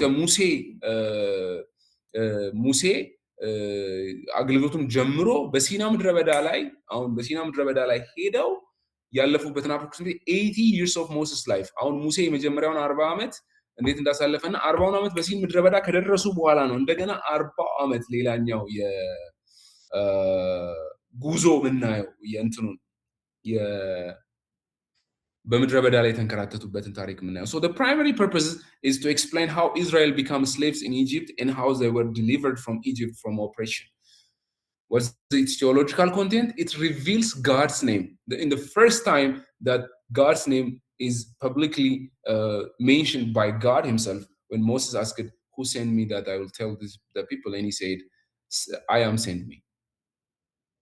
ያለና የሚኖር ልኮኛል ትላለ ብሎ እግዚአብሔር የተናገረው ነው። So this demonstrates how God's divine presence came to dwell among Israel. It also narrates this theological intent. So the book frames the covenant arrangement as a sign and a step in restoration of relationship between God and humanity, pointing forward to the final restoration. So Exodus establishes God's presence for the first time. God says, I want to dwell with these people. I want to dwell among you. እኔ በመካከላቸው አድራለሁ ብሎ እግዚአብሔር ማደሪያ ስሩልኝ ብሎ ያለው ኤክሶደስ ላይ ነው። So God's presence dwelling with his people, recovering what was lost after Eden's exile. እግዚአብሔር ለመጀመሪያ ጊዜ በኤደን ገነት ውስጥ ያጡትን የእግዚአብሔርን ፕሬዘንስ እንደገና ሪስቶር አድርጎ በመካከላችሁ ይህንን ታይፕ ስራ ይሄኛውን ታቦት ስራ ይሄኛውን ቤተ የማድሪያ ድንኳን ስራ እኔ በመካከላችሁ አድራለሁ ብሎ እግዚአብሔር ይናገራል። So Exodus is its beginning with Moses' birth and it ends with freedom, with the freedom of the nation of Israel. What are the key theological foundations? The key theological themes is divine presence, redemptive trajectory, theological intent, and eschatological hope. There is eschatology every time. So the divine presence, Exodus establishes God's dwelling.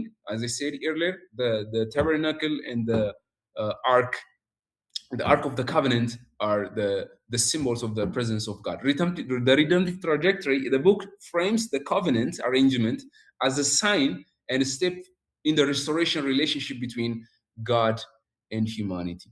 So the theological intent is that to reveal God's name, demonstrating how God's divine presence come to dwell among Israel. What is the eschatology? This tabernacle itself points the final restoration that we see in Revelation. God will be among his people. እግዚአብሔር እንደገና በህዝቡ መካከል ያድራል። እሱ እንባን ከዓይኖቻቸው ያብሳል የሚለው የመጨረሻው ፋይናል ኤስካቶሎጂካል ሆፕ የሚያሳየን ነው ማለት ነው። ይህንን ትራጀክተሪ ነው የሚያሳየን። So Exodus, Leviticus, Numbers, they are theological covenant document part 1s, and Deuteronomy is part 2. This covenant renewal begins in Exodus, but it shows us the hope that it starts with the presence of the ark of the Ark of the Covenant, with the presence of God, which trajectorily points us to the final presence of God in his people. Israel in Egypt, slavery and oppression. Let's see the book in its content. The bondage in Egypt. Historical context. The book of Exodus begins with Israel's living in Egypt after Joseph's death. So initially welcomed, they eventually become slaves under Pharaoh's oppression. So the covenantal fulfillment is that the narrative spans approximately 80 years. I mentioned here, starting from the birth of Moses until the slavery he was called under God. So the oppression, the Israelis were burdened with hard labor, forced to build cities to far while their population grow rapidly. ይህን ራፍ የሆነ የኦልድ ቴስታመንት ሰርቬይ የሚሰጠን የእንትና ስብከት ነው፣ የእስጢፋኖስ ስብከትን አንድ ጊዜ እሱን ብቻ ከፍቼ ላንብብላችሁና አንድ ሀሳብ አውርቼ ልጨርስላችሁ። እዚህ ጋር እስጢፋኖስ የሰበከው ስብከት በሐዋርያት ሥራ ምዕራፍ 7 ላይ እስጢፋኖስ በሰበከው ስብከት ላይ የምንመለከተው ሐሳብ አለ አለ እስጢፋኖስ በሰበከው ስብከት ላይ እሱን ልክፈትላችሁና የእስጢፋኖስን አክትስ ቻፕተር 7 ላይ ያለውን ሐሳብ ስለ ሙሴ ህይወት እና እስራኤላውያን ህይወት ናሬት አድርጎ ያስቀመጠበት ነው ይሄ ክፍል ማለት ነው። በአክትስ ቻፕተር 7 ላይ ከአብርሃም ጀምሮ ይተርካል። ጀነሲስ ጀምሮ ሙሉ ስቶሪ ነው የሚነግራቸው። የኦልድ ቴስታመንት ሰርቬይ ነው የሚሰራው እና ስለ አብርሃም አውርቶ ስለ ይስሐቅ አውርቶ ስለ አባቶች ካወራ በኋላ ህዝቡም እንዴት ወደ ግብጽ እንደገቡ ያንን ታሪክ ይነግራቸዋል። እና ጊዜው ሲደርስ እግዚአብሔር ደግሞ ሙሴ ተወለደ ይላል በቁጥር 20 ላይ at that time Moses was born and he was no ordinary child. For 3 months he was cared for by his family. When he was placed outside, Pharaoh's daughters took him and brought him up as her own son. Moses was educated in all of wisdom of the Egyptians, and he was powerful in speech and in action. And when Moses was 40 years old, he decided to visit his own people, the Israelites. He saw one of them being mistreated by Egyptians, and so he wanted to defend and avenge him by killing the Egyptian. Moses thought that his own people would realize that God was using him to rescue them, but they did not. That's what I want to tell you here. ሙሴ ራሱን እግዚአብሔር እንደጠራው እግዚአብሔር የሚያድነው በሱ በኩል እንደሆነ ከሱ የተሻለ ምርጥ ሰው እንደሌለ አድርጎ ያስብ ነበር ሙሴ በዚህ ሰዓት። ስለዚህ እነዛ እኔን እግዚአብሔር ቀብቶ እንደጠራኝ እግዚአብሔር እስራኤልን ለማዳን እንደጠራኝ ይረዳሉ እነሱ ያውቃሉ ብሎ ያስብ ነበረ፣ ግን አላወቁም ይላል እስጢፋኖስ ይላል። ሙሴ በህይወቱ ያለፈበትን ያንን ስቶሪውን ሄዳችሁ ስትመለከቱ ከተወለደም በኋላ 40 ዓመቱ ላይ ይሄንን ግብጻዊ ተነስቶ ሄዶ ሲገለው እግዚአብሔር እኔን ጠርቶኛል፣ እነዚህን ዕብራውያንን ከባርነት ላወጣቸው ጠርቶኛል ብሎ ያስባል። በህይወታችን ውስጥ ለአገልግሎት ብቁ ነን፣ ከኛ የተሻለ ሰው የለም፣ እኔ ነኝ እግዚአብሔር የጠራኝ፣ እኔ ነኝ የማገለግለው፣ እኔ ለዚህ ከኔ የተሻለ ሰው እግዚአብሔር የለውም ብለን ባሰብን ሰዓት አገልግሎት ማቆም አለብን፣ ማገልገል የለብንም። ሙሴን እግዚአብሔር እኔ ነኝ የተሻልኩ ሰው፣ ህዝቡ እንደዛ ያውቃሉ ብሎ ይጠብቅ ነበረ። እኔ እግዚአብሔር እንደጠራኝ፣ እኔ ከኔ የተሻለ ሰው እግዚአብሔር የለውም። እግዚአብሔር ሰው አለው። እግዚአብሔር ሙሴን ጠርቶታል። እርግጥ ሙሴን እግዚአብሔር መርጦታል። ግን ሙሴ እግዚአብሔር ሊጠቀምበት በሚችልበት ስታተስ ላይ አልነበረም። ስለዚህ እግዚአብሔር ሙሴን ወደ ምድረ በዳ ወሰደው። ምድረ በዳ ወስዶት ያለውን ትዕቢቱን፣ ያለውን ማንነቱን፣ ያለውን ፕራይዱን ቅድም ያዕቆብ ላይ እንዳነሰነው ስብርብሩን ነው ያወጣው። ሙሴ ምድረ በዳ ላይ ሄዶ እኔ ነኝ ብሎ የሚያስብ ሰው፣ እኔ ነኝ እግዚአብሔር የጠራኝ፣ እኔ ነኝ እግዚአብሔር ይህን ህዝብ ነፃ እንዳወጣ የጠራኝ ብሎ ያስብ ነበር እና ግን በዚህ በሰራው ፎልት ምክንያት ወጥቶ 40 ዓመት ተንከራተተ። 40 ዓመት ያውም ሄዶ በአማቱ ቤት በአማቱ በዮቶር ቤት በጎችን ይጠብቅ ነበር። አግብቶ ወንድ ልጅ ለወንድ ልጅ አግብቶ አማት ቤት በኖር በአማች ቤት መኖር እዛ እየሰሩ መኖር the worst life for any man ማንም ሰው ሊኖረው የሚችለው the worst life ነው ሙሴ የኖረው በአማች ቤት እየኖሩ ከዛ በግ እየጠበቁ ንጉስ በነገስታት መካከል የኖረ ሰው ነው ሙሴ በዛ ውስጥ ኖሮ ነው እግዚአብሔር ግን ወስዶ ያለውን ኮንፊደንስ ያለውን ያንን እንትኑን በቃ እኔ ነኝ የሚገባኝ እኔ ነኝ አገልጋይ እኔ ነኝ የተሻልኩ እኔ ነኝ የተመረጥኩ ብሎ የሚያስበውን ነገር እንዲጥል አደረገው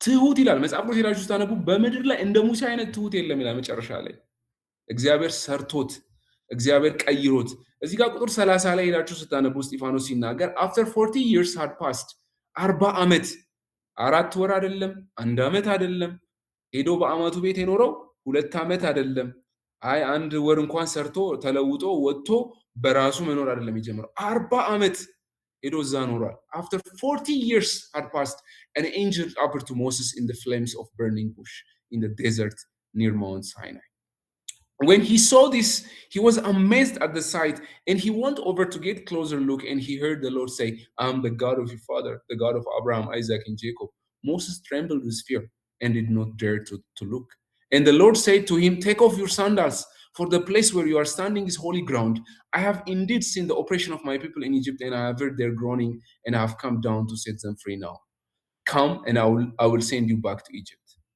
እግዚአብሔር ምን አለው ወደ ግብጽ ልካለው ህዝቡን ምን ታረጋለህ አለው ነፃ ታወጣለህ አለው ሙሴ ምን አለ እኔ ማን ነኝ አለ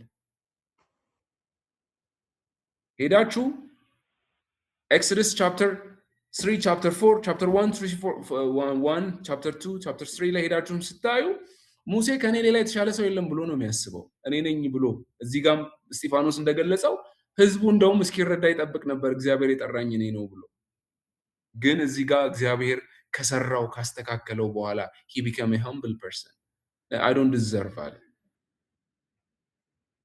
ሄደ ህዝቡን ታወጣለህ ሲለው እኔ ማን ነኝ እኔ እኮ አፈትብ ነኝ መናገር አልችልም አለ ሄዳችሁ አንብቡ መጽሐፍ ቅዱስ የሚለው he was eloquent and an orator በቃልም በተግባርም ብርቱ ሰው ነበረ ሙሴ በጣም ተናጋሪ ሰው ነው he was a diplomat በነገስታት ቤት ውስጥ ነው ያደገው የተማረ ሰው ነው he was very educated person እግዚአብሔር ሊጠቀም የሚችለው ሌላ ሰው የለውም ብሎ ግን ራሱን ያስብ ነበር በቃ I'm the one ለዚህ ሁሉ ነገር ብቆ የሆንኩት እኔ ነኝ ብሎ ነው የሚያስበው ይሄንን ነው እኔም መመክራችሁ እኔም በህይወቴ ላይ ላረገው የሚያስፈልገው ነገር ምንድነው ለአገልግሎት ብቁ ነኝ ከኔ ሌላ የተሻለ ሰው የለም ብላችሁ የምታስቡ ከሆነ አገልግሎታችሁን ማቆም አለባችሁ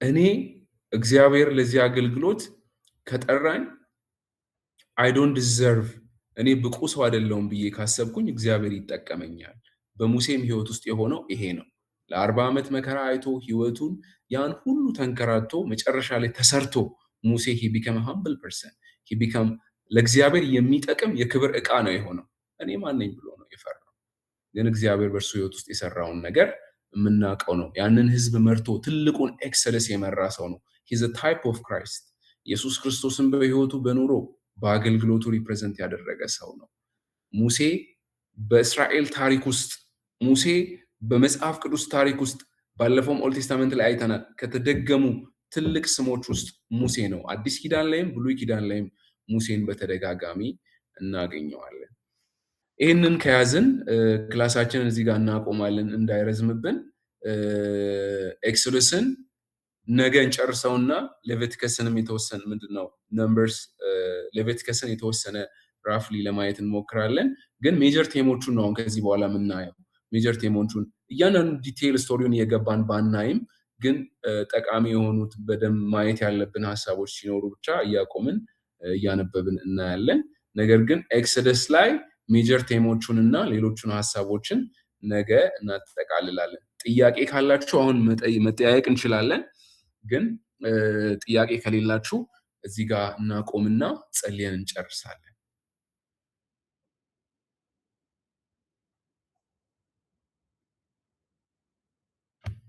ኦኬ እሺ እንዳሻው ጥያቄ አለ እሺ Thank you ምስጉ በጣም ጥሩ ጊዜ እያሳለፍን ነው። አይ ቲንክ እንደሚገባኝ ምናልባት ድምጼ አይረብሽኛችሁም አይደል? ሌላ ድምጽ ችግር የለውም ይሰማል። ባክግራውንድ ድምጽ አለ ግን ችግር የለውም እየሰማን ነው። ኦኬ እና ምንድነው አሁን እንደነ ሙሴ አይነት ሰዎች በዚህ ዘመን ላይ እንግዲህ ሰው ይሄ ሰልፊሽ የሆነ ቢሄቨር ደግሞ በጣም ከምድራዊ ህይወት ጋር በተያያዘ ስፔሻሊ አገልጋዮች መሪዎች በቃ አውቃለሁ ባይነት ምናምኑ በጣም የወረራቸው ከምድር የሆነ ፍቅር ይዟቸው ሰክረው የሚኖሩ ደግሞ በጣም ሼም ነው አገልጋይ ተብለው የሚኖሩበት ጊዜ ነውና በዚህ ዘመን ላይ አገልጋዮች አሁን ቅድም የተወሰነ ነገሮች ስታነሳ ነበርና እንደ አገልጋይ ከዛ ከሙሴም ህይወት አንፃር እንዴት መሆን እንዳለብን ምናልባት በስፋት ቢነሳ ብዬ አስቤ ያለውና ምናልባት ቅድም ስታወራ ነበር ግን እንዴት መሆን አለብን ባጭር ምናልባት ማስቀመጥ ብትችል ኤጎ ከሆነ ላይፍ እንዴት መላቀቅ እኔ አሁን ወጣት ነኝ በወጣትነት ከሚፈትኑን ነገር አይ ቲንክ አሁን እዚህ ጋር ማያቸው ልጆችም እንደ ኤፍሬምን አውቀዋለሁ እና ፍሬውም ያኛዎቹም ከወጣት ያን ያክል ያልወጡ ናቸውና መድረክ ላይ ብዙ ጊዜ ስለምንወጣ ብዙ ኢጎ የሆነ እንትሮች ይፈትኑናልና እንዴት መሆን አለብን ከዛ መንፈስ ከዛ አስተሳሰብ እንዴት መላቀቅ አለብን ስለዛ ትንሽ ብታወራለን። ቴንክ ዩ የተወሰነውን ሐሳብ ከሙሴ ህይወት ውስጥ እየጠቀስን ነው ለማየት የሞከር ነው። ሙሴ ቀደም እዚህ ጋር እንደጠቀስ ነው ብቁ ነኝ ብሎ ያስባል። እርግጥ ብቁ ነው እኮ ማለቴ በነገስታት ቤት ውስጥ የተማረው ማንንም ማያገኘውን ኤዱኬሽን አክሰስ ነበረው። ተናጋሪ ነው፣ ዲፕሎማት ነው፣ ጦረኛ ነው፣ ጎበዝ ሰው ነው። ግን በህይወቱ ውስጥ እንደዛ ብሎ በማሰቡ ነው ዋጋ የከፈለው። 40 ዓመት ሙሉ ወደ ምድረ በዳ ሄዶ ዋጋ ከፍሎ የተመለሰው። ግን ዋጋም ሲከፍል እግዚአብሔር በዛ ውስጥ እያስተማረው ነበር። እኔም በህይወቴ ላይ ማሰብ ያለብኝ እኔ በቃ ከሌላው ሰው የተሻልኩ ነኝ። በቃ እግዚአብሔር ሌላ ሰው የለውም። እግዚአብሔር ባይዘወይ በምድራችን ላይ የትኛውንም ኦርጋናይዜሽን ደካማን ፕሮሞት አያደርግም፣ ወይንም ደግሞ የትኛውም ኦርጋናይዜሽን ደካማን ወደፊት ፕሮሞት አድርጎ አያመጣም። ደካማን አሳይን አያደርግ፣ አይመርጥ። እግዚአብሔር ግን ደካሞችን መርጧል። በመጀመሪያ ደረጃ በመሰረቱ እግዚአብሔር ሲመርጠን በምርጫ ደካሞች ሆነን ሳለን እግዚአብሔር ጠርቶናል ይላል ሐዋርያው ጳውሎስ። እንደ ጥበበኞች የሆኑ ብዙዎች ነበሩ፣ ግን እግዚአብሔር የዓለምን ጥበብ እንዲያሳፍር ሞኝ የሆነውን ነገር መርጧል ብሎ ይናገራል። እግዚአብሔር በምርጫም እንኳ ያንን መርጦ እንኳን መጥቶ እኛ በጣም ጥበበኞች ነን የተሻለን ሰዎች ነን ብለን በእግዚአብሔር ፊት ይህንን መድረክ ለመያዝ ለማገልገል በቃ ከኔ የተሻለ ሰው እዚህ ቤተክርስቲያን ውስጥ የለም፣ እኔ ብቻ ነኝ እግዚአብሔር ሊጠቀምብኝ የሚችለው እኔ ነኝ ያለሁት ብለን ካሰብን እኔ አገልግሎት ማቆም አለብን ነው። አገልግሎቱን አቁመን ራሳችንን ማየት አለብን። እኔ ነኝ ብቁ ሰው፣ እኔ ነኝ የተሻልኩ ሰው ሳይሆን እኔ ለዚህ አገልግሎት ዲዘርቭ ማድረግ ሰው አይደለሁም። በቃ እግዚአብሔር ሲጠይቀው እልክሃለሁ አለው። እግዚአብሔር በቃ እንደተዘጋጀ ስላወቀ ነው። ለዛ ነገር ሬዲ አድርጎታል። እግዚአብሔር ወስዶት ልክ የታምራት ኃይሌ መዝሙር አለ። አንተን እንዳንተነት እንደ ታላቅነት እንዳውቅህ ትህትናን አስተምረኝና ስበረኝ ሰባብረኝ የሚልባት ላይሪክስ አለች እና ስበረኝ ሰባብረኝ አንተን እንዳንተነት እንዳውቅህ ትህትናን አስተምረኝ ይላል እና እግዚአብሔር ወስዶ ሙሴን ሰባበረው። ወስዶ ያለውን ኢጎ ያለውን ኮንፊደንስ ሁሉን ነገር ነው ያጣው። እንደ ወንድ ልጅ ምን ያክል አስቸጋሪ እንደሆነ ጠቅሼላችኋለሁ። ወንድ ልጅ ሆኖ በአማች ቤት የሚኖር የለም። የትም ሄዳችሁ እዩ። ሙሴ ግን ዘወርስት ላይፍ ነው የኖረው። ዘወርስት ላይፍ ኖሮ ተሰባብሮ በዛ ውስጥ ሆኖ እግዚአብሔር መጥቶ ሲናገረው እኔ አንተን መርጬሃለሁ ሂድና ይሄንን ህዝብ ነፃ አውጣ ሲል እኔ ማንኛል ማንኝ እኔን ትልከኝ ዘንድ እኔን ትመርጠኝ ዘንድ እኔ ማንኝ ብሎ ነው ሙሴ የመለሰለት እና ይሄንን ጌዲዮንንም ሄዳችሁ ተመሳሳይ ጥሪም ተመሳሳይ ሲናሪዮ አንዳንድ ነገሮች ይደገማሉ። አንዱ ላይ ካመለጣችሁ ሌላኛው እንዳያመልጣችሁ ነው ብያችኋለሁ። የመጀመሪያውን ቻፕተር ስናይ እግዚአብሔር ነገሮችን ይደግማቸዋል። አንደኛውን ከሸወዳችሁ አንደኛውን ካመለጣችሁ ሁለተኛው እንዳያመልጣችሁ። ጌዲዮን ጋርም ተመሳሳይ ነገር ይሆናል። እግዚአብሔር እንደውም ያን ሁሉ ህዝብ ምን አለ? በዝቷል አለ እግዚአብሔር። ይሄ ህዝብ ምንድነው? ነገ ወጥቶ እኔ ያረኩ ሊል ነው። ኢጎን ሊያወራ ነው። ኃይለኛ ስለሆንኩ ተዋጋው ሊል ነው። መልሳለ ይሄንን ህዝብ ምን በላለ? የፈራ የደነገጠ ካለ ይመለስ በላል። ተመለስ ህዝቡ እንዳለ አሁንም በስቷል ይላል እግዚአብሔር። ሄዶ እንደ አሸዋ ያለውን ህዝብ ሄዶ ሊዋጋ እኮ ነው። እንደ የሚዲያም ሰራዊት ተበትኖ አሸዋ ይመስል ነበር እና እግዚአብሔር ምን አለው? አሁንም በስቷል አለ። ውሃ ሄደው ሲጠጡ ከዛ ውስጥ ይለየዋል። ደካሞችን ነው የመረጠው እግዚአብሔር። በደካሞች ተጠቅሞ ነው የሰራው እግዚአብሔር። እኛ ብርቶች ስለሆንን አልተጠቀመብንም። የሙሴ ህይወት የሚያስተምረን እሱን ነው። ሙሴ he was eloquent, he was educated, well prepared person. ግን he ከፈለ፣ ዋጋ ከፈለ። he paid a price for 40 years in wilderness. ያ ህይወቱ እንዲሰራ አድርጎታል እና ራሳችንን ማየት አለብን መድረክ ላይ ስንቆም የሚለው ትልቅ ሐሳብ ጥያቄም ያነሳው እንዳሽ እና እኔ ይሄኛውንም ሐሳብ ያነሳውት ከሙሴ ህይወት ይሄንን ማየት አለብን። ከሙሴ ህይወት ይሄንን መማር አለብን። ከጌዲዮን ህይወት ይሄንን መማር አለብን። እኔ ማን ነኝ ነው ያለው ጌዲዮን። ማን ነኝ እንዴ? ሌላ ሰው አለ እኮ፣ ሌላ የተሻሉ ሰዎች አሉ፣ ከኔ የተሻለም ይናገራሉ። እግዚአብሔር በስንት ጉትጎታ ነው ሙሴን እንዲሄድ እንዳደረገው እዛው ክፍሉን ሄደን ስንመለከት በደንብ ታዩታላችሁና ታይማችንም ለመጠቀም እዚህ ጋር ላቁምና ይህንን ሐሳብ ኤክሶደስን ነገ እንቀጥለዋለን። የነሱ ላይፍ ውስጥም በሙሴ ህይወት ውስጥም ክርስቶስን ደግሞ እንዴት ነው የምናየው በእነሱ ህይወት ውስጥ የሚለውን አብረን እናያለን። ጌታ አብዝቶ ይባርካችሁ። እዚህ ጋር እናቆምና እንጸልያለን። ፍሬው ጥያቄ ለነገ ማደር አይችልም? እሺ ፍሬው ማለት እንደ አስተያየት ነው። ሃንዳውቱ በተለይ የዛሬውን ክፍልን አያጠቃልልም። የተሰጠን